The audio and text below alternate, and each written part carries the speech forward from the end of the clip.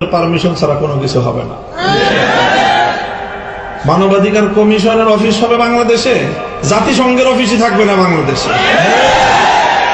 বাংলাদেশ জাতিসংঘের সদস্যপদ প্রত্যাখ্যান করবে ইনশাআল্লাহ।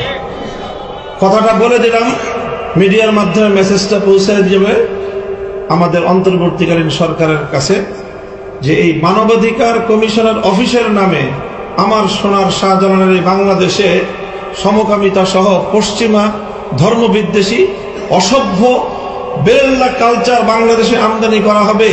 কারবালা হবে, কারবালা, আক্ষরিক অর্থেই কারবালা হবে। আমি কারবালা বললে অনেকে বলে যে কারবালায় তো মুসলমানদের পরাজয় হয়েছিল। কারবালায় মুসলমানরা পরাজিত হয় নাই। মুসলমান শহীদ হইলেই পরাজিত হয় না। মুসলমান ইমাম হুসাইন কারবালায় পরাজিত হন নাই, বরং শাহাদাতের মধ্য দিয়ে কিয়ামত পর্যন্ত ইয়াজিদের কবর রচনা করে গেছেন।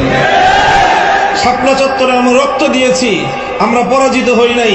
শাপলা চত্বরে শেখ হাসিনাদের জন্য চিরদিনের জন্য তাদের কপালে কলঙ্কের দাগ লেগেছে। শহীদের রক্ত এত সহজ জিনিস নয়। আমরা বলি